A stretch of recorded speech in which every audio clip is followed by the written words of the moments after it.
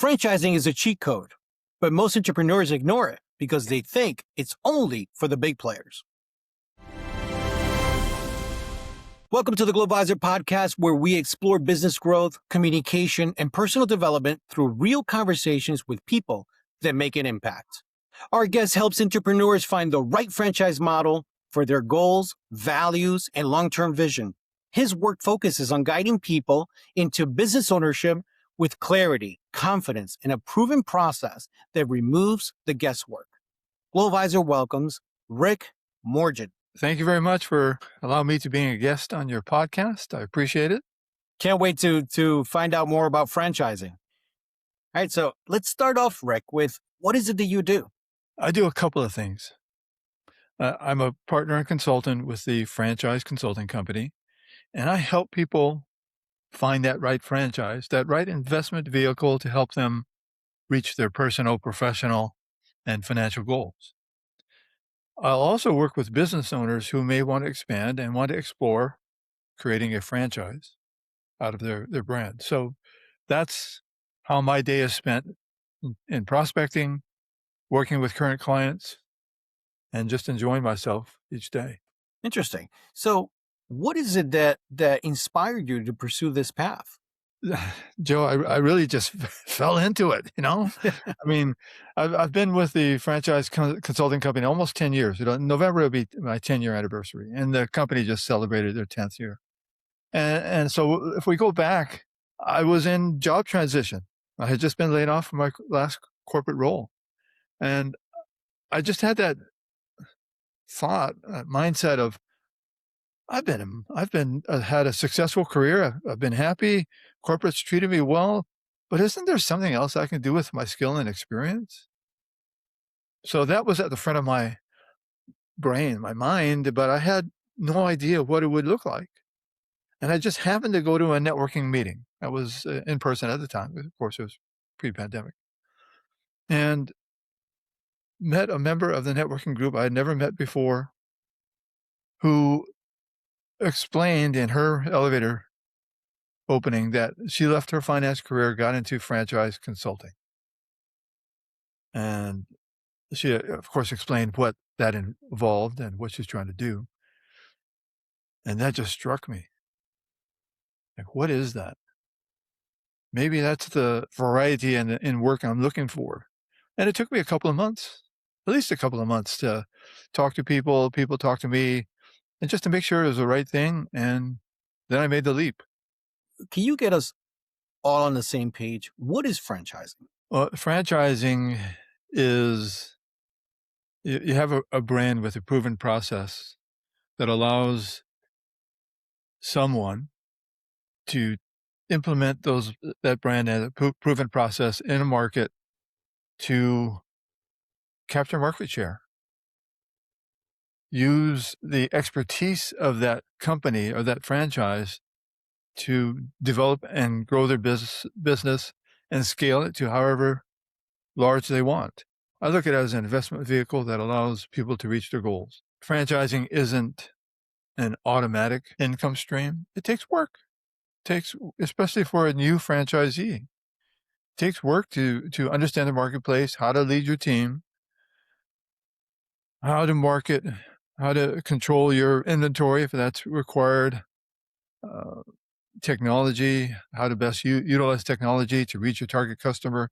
All of that requires work, understanding, and to develop a cadence so that your team knows what to do and have confidence in you as a leader. And then you have confidence in the franchise company that they know what they're doing in order to move the franchise forward in that particular industry. Why would a business owner choose to go with franchising versus, let's just say, scaling their business or possibly even licensing? I do get the question about licensing versus franchising a lot. And basically, with licensing, you don't have the control over your brand as you do with franchising. Remember, franchising, you have a very detailed contract that specifies how that brand can be utilized, displayed, etc. So you have more control over the brand and the product or service that you're providing. It's really a matter of looking at which is going to be a better approach. Me as a business owner taking on more leases or more real estate or more employees, more workman's comp, hiring managers who don't have a vested interest in the business versus that vested partner who has invested a good sized franchise fee and is willing to pay that monthly royalty in order to tap into the proven processes and be part of this team. Franchisees act as colleagues, peers, and a team to help each other grow. With that vested partner, they're taking on that lease, that building, that land, and the employees, and utilizing their skills to build that team to grow the business. So do I want to have this on my balance sheet, or do I want a vested partner who has invested money and has skin in the game? That's the basic, I think, decision point. It seems that you get the opportunity to scale your business in exchange for some portion of the franchisees who join you. So that way you're always getting a little bit of a cut of their money, if you will, as they move on, because you're sharing your processes and your systems with them. So that way they can not have to go through the whole learning process. They can just go straight into making money. Is that the concept? Yes, it is execution of the proven processes into the franchisee's marketplace. It reduces the amount of time to open the business because you're tapping into those resources, the technology, supply chain, operations, marketing, rather than developing everything on your own. The execution and how well this rollout of the business and then growth and scaling of the business will determine the amount of money, the amount of revenue that can be driven. Mm. So you have consistent systems and processes that the skill level of the franchisees may vary, but everything is there for them to succeed as well as they want. That's the difference versus doing everything on your own. So as a franchisee, when they first sign on with a company, with a franchisor, do they immediately have to attend some type of educational groups or meet with someone in order to start the process? How does that work? Once they sign and pay their franchise fee, then an onboarding process begins, and that is usually followed by training at the corporate location. Training can involve a week, 2 weeks, or multiple weeks. I have one franchise that has a 13-week training process. So it's very extensive. Not every franchise has that extensive of a training process, but training at the corporate location, training at the site once they're open, the business is open, and then learning management systems for online access throughout the life of the franchise, and continual training. And that can be semi-annually, annually, at conferences, regional meetings, and so on. So training is a big part of the franchising process and the growth of their franchisees. So a lot has to be reinvested into that training for a successful franchisor to have successful franchisees. How often does a franchisor kind of looks into a franchisee's business process to make sure that they are conducting everything in the manner that was provided for them in the franchise documents? There's an automated process to collect royalties. So that's a gauge of a look into the business of the franchisee. And it could be specified in the franchise agreement that you're over time, you have certain revenue metrics or milestones that you're going to reach. And so that's a general gauge. If by year 2, you're supposed to be at $500,000 in revenue and the royalty is 8%, and if the franchisor isn't collecting the $40,000 by the second year, that could be an indication. A lot of franchisors do have field help. They have business development people supporting, or you can look at it as coaches, really, supporting their franchisees to help them. And they'll cover geography. It could be a large geography or smaller geography, depending on the density of the franchisees. If one of our listeners wanted to work with you and find out more, what would be the journey that they would experience? We would connect, have a casual conversation. I'd understand I try to understand what they're trying to do with franchising, what got them to this point. And then I would ask them to complete a brief.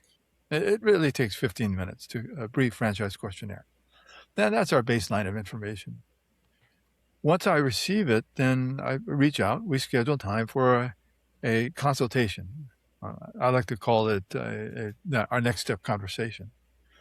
Then that could be 45 minutes to an hour, maybe a little bit shorter, a little bit longer. But from there, I'm getting to the true motivation and understanding of their goals. In order to align them to the right franchise, I do understand about have they managed people? What's their leadership style, communication style? How comfortable are they with sales? Does the image of the business matter to them? Is their spouse on board? That's very important. And towards the end, we talk about what kind of money you're trying to make. You're trying to replace your corporate income, exceed it. Is this? I'll work with clients who want to keep their job, so maybe replacing their corporate income isn't the immediate goal. It's additional cash flow. But those are the elements, the basic elements. There's smaller questions in between to understand in order to be able to gather in my mind what's the best franchises that will align with these goals.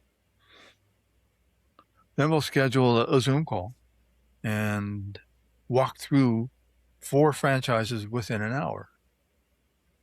It may require a second Zoom call because I'll be prepared to show a lot more, but 4 is the right amount within that hour.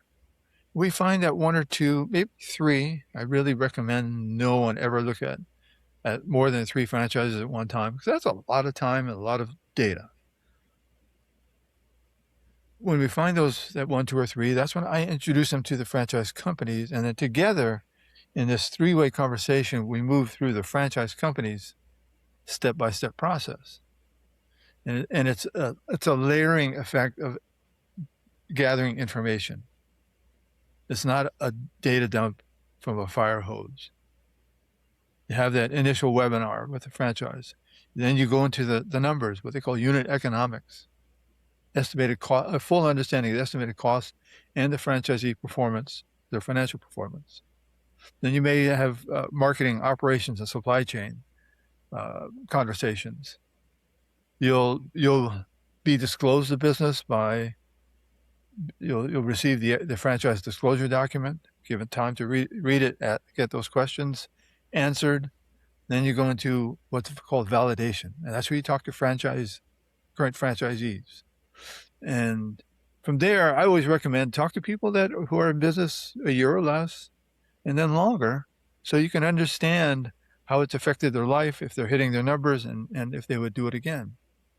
Once they're satisfied with the validation, the amount of validations they do, and it's kind of an agreement with the franchisor of, now we're done with validation. Let's have that CEO or founder call. Let's invite you to meet us. Come to us, spend a day and a half. Let's see if this last dance is the right one.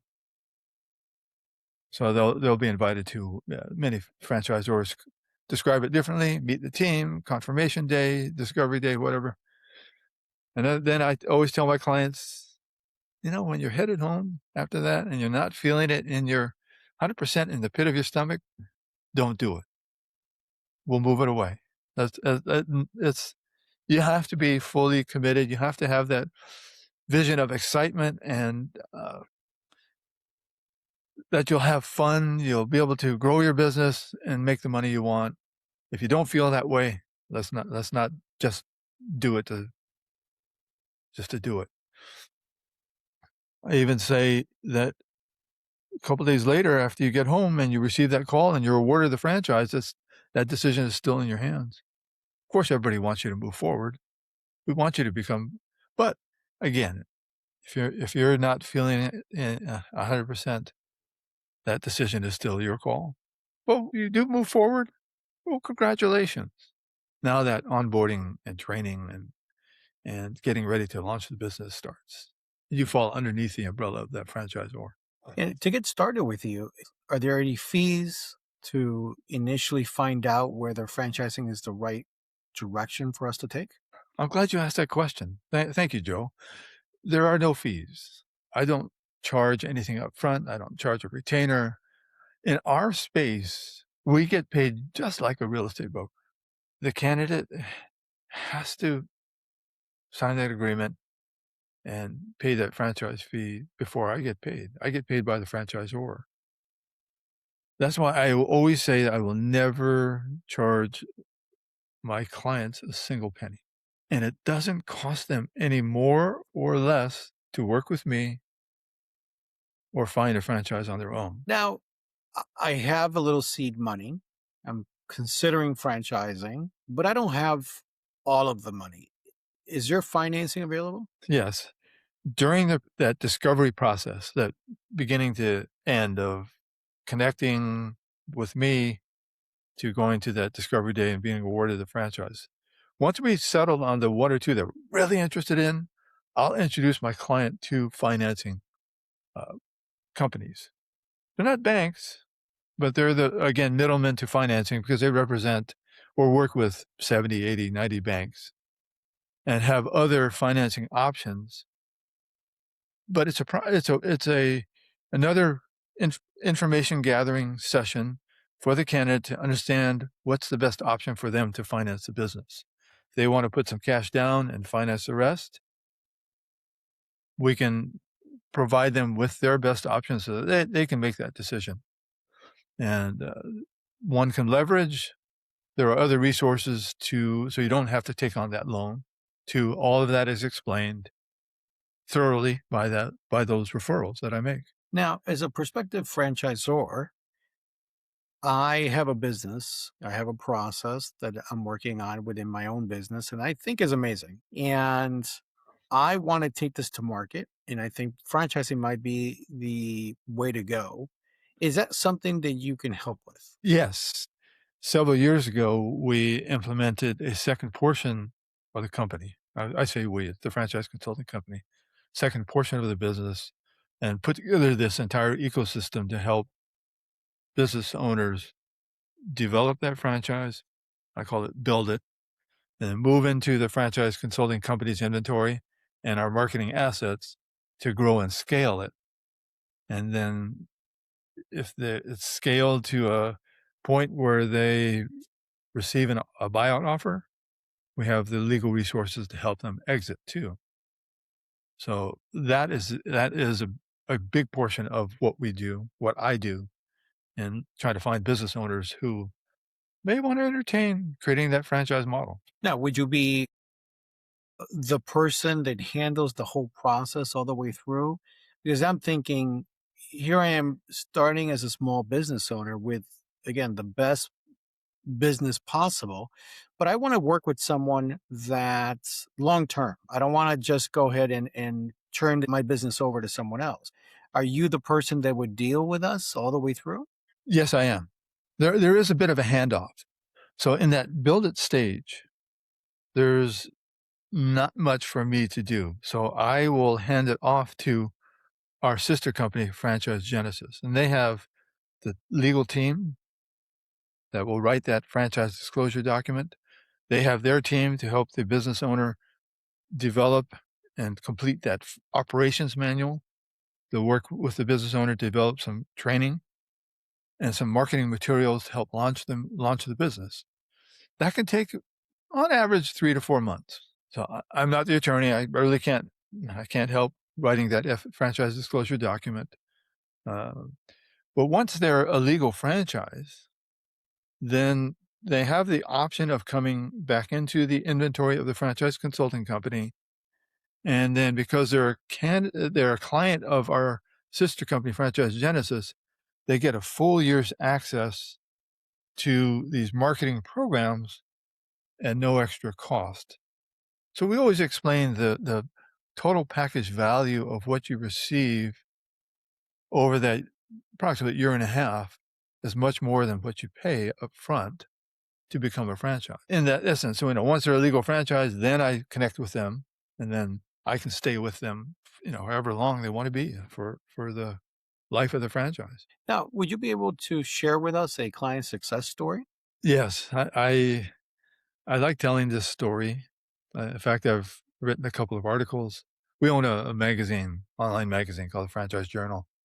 It's a free subscription, so if any of the listeners want to subscribe, I can always get them that. So it starts with us connecting via LinkedIn and then having that conversation. And in that conversation was my husband and I moved from New York City to Florida. He accepted a new job. I would in New York City, I was in the beauty industry, major beauty companies. Couldn't maintain that down in Florida. And I was also at an inflection point of I should do something for myself. So we had that conversation. We started with the process, went through it exactly as I described earlier. We were looking at several franchises. It came down to 2. And then she went into her own validation of even going a step beyond of the typical discovery day. For example, she flew out to Utah for this one franchise. That's the one that she ended up going with, and ended up spending multiple days out there, sitting in on a training session for franchisees, going through that confirmation day process, spending more time out in the field. She is now completing her 3rd year of business. Painter Bros just sent out an email maybe earlier this week or last week about their top performers, and she was amongst those. Now, there are other franchisees within that system that are doing more business, but for her to make that transformation out of corporate and be within that top 6, top 5, whatever, I forget, that's a great success story. And that's a story I love telling over and over. But it was really understanding herself, the desire to do something different, having the whiteboard to take a look at different things, narrow it down, do the due diligence, believe in herself, move forward. And now in her 3rd year, she's a top performer. If listeners remember only one thing from this conversation, what do you hope that message is? Don't go at this process of finding the right franchise on your own. I always say, when I do a webinar or a seminar up front, I always say, if you take away one thing, work with a consultant that you trust, that will have your best interests in mind, but work with somebody who can be a neutral party and have a good process to create that match and help educate you throughout the whole process. Work with a consultant. And of course, I hope it's me. So finally, where can our audience connect with you, learn more about your work, and continue this conversation? I would love for listeners to go to my website, rickmorginfranchising.com. RICKMORGIN, franchising.com. LinkedIn. In LinkedIn, it's Richard Morgin. So linkedin.com/in/Richard Morgin. Or call me, 925-324-6371. I am not afraid of giving out my mobile number. Rick, thank you so much for joining us and sharing your insights. We appreciate your time and the value that you brought to our audience. I should be thanking you. I appreciate it. I've got to know you over the past couple of months, and I really respect what you do, not only with this podcast, but you as a businessman. And it's a privilege to be on your show. Thank you. Thanks, everyone, for listening. If this episode inspired you, share it with someone who needs it. And don't forget to follow the Glovisor Podcast for more conversations that make an impact. Till the next time.